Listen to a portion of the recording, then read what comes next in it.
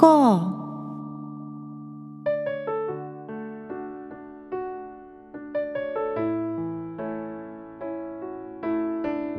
皆さんこんにちは。안녕하세요。風花です。今回はまずリスナーさんからメッセージをいただきましたので紹介します。グマナスティさんからいただきました。風花さんこんばんは。いつも楽しく拝聴しています。春は社会人にとって人事異動の季節、引きこもごもな出来事があります。かなり落ち込んで帰宅しましたが、ラターブルの紹介の放送で心が救われました。ありがとうございます。思えば韓国ドラマとの出会いも眠れない夜に再放送していた歴史ドラマヘシンをたまたま見てハマったのがきっかけでした。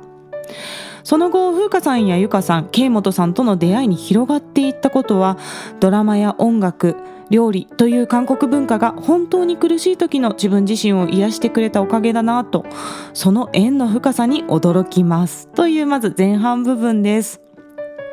そうだったんですね。ヘシンって海に神って書くんですけれども、本格的な長い時代劇ドラマですよね。そして落ち込んだ日に心が救われましたと言っていただけて、私もとても嬉しいです。私自身も苦しい時に韓国ドラマや音楽に癒されながら過ごしてきて、今は自分がそれを届ける側になれてるんだなということを実感しました。ありがとうございます。そしてメッセージの続きですね。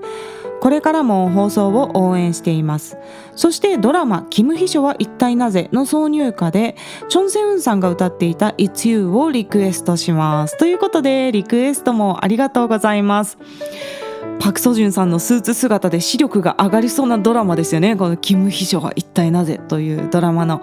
チョンセウンさんの It's You という曲を挙げていただきました。こちらリクエスト企画でカバーします。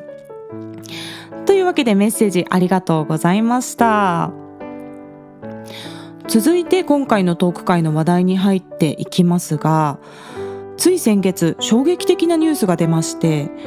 なんと3月27日にソジモンさんの新曲が発売されるという内容だったんですよ。ソジモンさんは1996年に亡くなった歌手なんですが、AI の技術で彼の歌声を再現した音源がリリースされるというニュースだったんですね。こちらが YouTube だけではなく Spotify でも Apple Music でも同時に配信されていて、実際のソジウォンさんのボーカルと AI が復元したボーカルとを聴き比べてみて、私もいろいろと思うところがあったので今回エピソードにしてみました。Spotify でお聞きの方は実際のソジモンさんの音源を挿入したエピソードも作りますので、ぜひお聞きになってみてください。そして Spotify 以外でお聞きの方には概要欄にリンクを貼っておきますので、そちらを参照しながら聞いてみてくださいね。まずソジモンさんの来歴と代表曲から紹介します。ソジモンさんは1994年に17歳でデビューした歌手で、歌手デビュー前にモデルをしていたこともあって、長身の美しいビジュアルと澄んだ歌声でデビュー直後から一気にスターになった歌手です。しかし第2週アルバムの発売を目前にした1996年の1月に人気絶頂の中、なんと19歳という若さでこの世を去ってしまうんですね。そしてその直後に発売された第2週アルバムのタイトルトラックねえヌンムルモア私の涙を集めてという曲が大ヒットして、こちらが本当に長く愛される一曲になるんですが、その後の歌謡番組ですとか授賞式の時にはご本人さんは他界しているため、ミュージックビデオが流れたりとか、ご家族が代理で授賞式に出席されたことがあったそうです。そしてこの私の涙を集めてという曲は賢い医師生活の OST になっているので、ドラマを見ていた方はきっと聞いたことがある曲だと思います。ちょっと一節だけ私が少し歌ってみますね。그대여 난 기다릴 거예요 내 눈물의 편지 하늘에 닿으면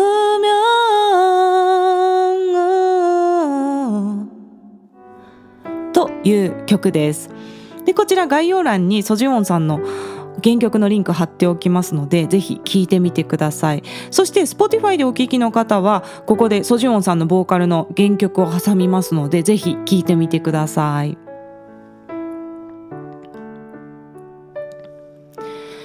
はい、非常に伸びやかで美しい発声ですよね。澄んだ高音域はもちろんですが、フレージングだったり息遣い、裏声の出し方とか発声のバランスも非常によく研究されていて、90年代の歌手ということで、私はリアルタイムには存じ上げなかった歌手なんですけれども、音源からはすごく練習してトレーニングをしてきた歌手なんだろうということを想像します。歌うことや歌を追求することが好きな気持ちが伝わってくるような音源ですね。でも10代でこれだけ情緒的な表現ができるのは本当に天才だと思いますね。やはり努力と才能の両面を持っている歌手だと思います。そして今回27年ぶりに AI でボーカルを再現した曲はキダリンナルド・チオジルナルド、待っていた日も消えてゆく日もという題名の曲で、こちらは今回のために書き下ろされたオリジナル曲ではなくてですね、元はイー・スンファンさんの第1週アルバムに収録されている曲です。なので AI で作ったカバー音源っていう感じなんですよね。最初の8小節の部分は実際のご本人のライブでの歌唱音源が使われていて、その後からは AI で再現されたボーカルが収録されています。なんと制作に約1年6ヶ月かかっていて、制作会社のオムニミュージックは自社に保管してあったソジュウォンさんの音声を掘り起こして、もう片っ端から AI に学習させたそうですね。で、こちらも概要欄にリンクを貼っておきます。で、Spotify でお聞きの方はここで AI で再現したボーカルを挟んでみますので、ちょっと聞いてみてください。はい、聞き比べてみていかがですか？やはり AI で再現したボーカルはちょっとシャリシャリするような感じがあるんですけれども、声を張った時の特にソジウォンさんの持ち味だった澄んだ高音の感じはよく再現されてるなと思いましたね。ソジウォンさんはとっても歌が上手な方なので、やっぱり音楽性の部分とかはちょっとね AI ボーカルだと滑らかさが足りなかったりとか、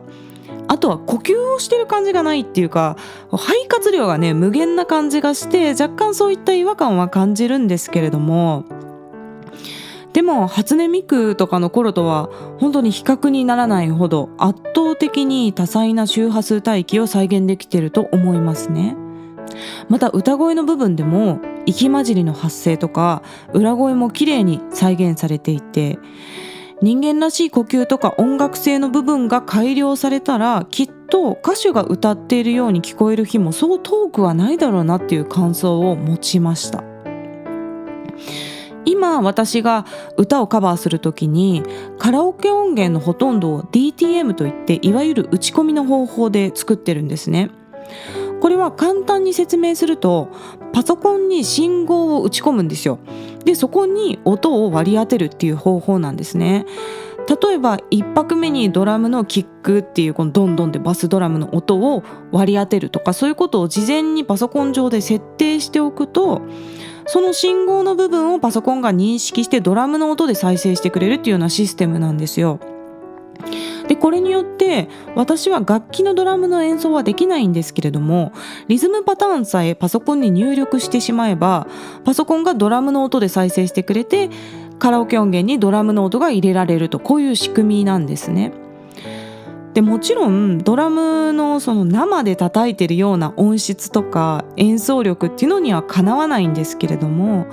アマチュアがカラオケ音源を作る程度だったら十分なクオリティのものができるんですよ。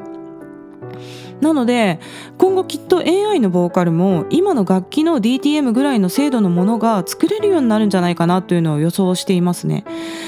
実際の歌手の歌唱にはかなわないものの、例えばデモ音源とか曲の雰囲気をつかむなら AI ボーカルで十分っていうような時代がもう来ると思います。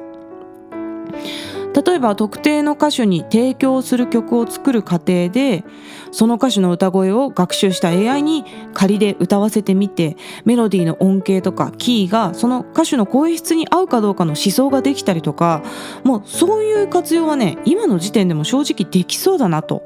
思いますね。しかし一方で心配なのはやはり倫理面ですよね。でこれは音楽だけじゃなくて AI 全般に言えることだと思うんですけれども、技術の急激な進歩に社会的な議論とか法整備が全く追いついてないと感じています。アメリカでは AI の研究を止めた方がいいんじゃないかっていう議論がされたり、他の国でもお絵かき AI の使用が一時的に停止されたりと、社会を革新的に変える可能性を持っている技術だからこそ、その運用はまだ手探りなところがありますよね。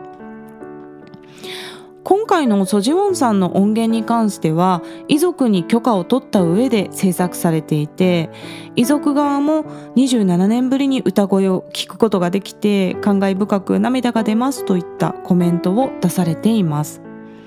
もちろん家族もね、ファンもとても嬉しいと思うんですよね。そして楽曲もソジウォンさんが存命中に実際にコンサートで歌っていた楽曲なので、本人の音楽性の部分にも配慮されていますね。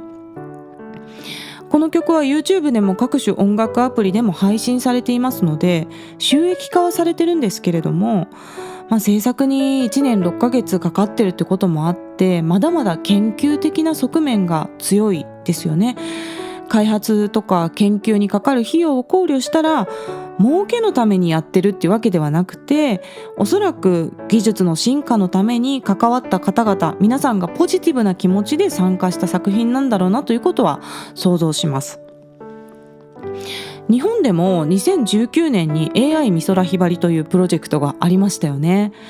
これは美空ひばりさんの没後30年を記念して AI で昭和の歌姫美空ひばりさんの歌声を再現して新曲を披露するというプロジェクトだったんですよね。年末の NHK 紅白歌合戦で披露されたこともあって、会場に集まった美空ひばりさんファンはみんな涙されてましたよね。その放送を見て私は死してもなお新しい曲が出せる時代が来たんだっていうことへの驚きと同時に、やはり倫理面での議論が不十分なままこうして技術が進んでいくということに恐怖を感じました。で実際に国内でも賛否両論いろんな意見があって、中でも山下達郎さんが死者への冒涜だと強い言葉で批判されていたのが印象的でしたね。個人的には冒涜とまではいかないものの、やはり倫理的な違和感は感じてしまうところがあります。美空ひばりさんは AI どころかもう携帯電話すら普及してないような時代にお亡くなりになって、亡くなる段階では30年後に自分の音声が AI で再現されるっていうことは想像もしてなかったと思うんですよね。そういう意味で本人の意思を確認しようがないところで死後に作品が作られていくっていうことに対する違和感というのは正直感じてしまうところがあります。これは悲しいことですけれども、技術が進化するとそれを悪用しようとする人が必ず出てきてしまうんですよね。例えば AI の音声再現技術で実際には言っていないことを本人が発言したかのように捏造したりとか、声のサンプルがあれば高度なオレオレ詐欺も可能になると思うんですよね。私はラジオをたくさん配信しているので、すでに世の中に自分の声を公開しているっていうこともあって、こういった技術を悪用される可能性を考えるとちょっと怖いですね。歌に関しても意に沿わないようなジャンルの歌を AI ボーカルで勝手にリリースされたりとかね、そういうのはちょっと死後であっても嫌だなというのは個人的には思います。もしかしたら今後はリビングウィルの一環として臓器移植や延命治療の希望に加えて死後に自分の生体データを AI に二次利用されることを良しとするかダメとするかみたいな、そういった意思表示もしなければならない時代になるのかなと思ったりしますね。本当に技術開発面では素晴らしいものを作っているので、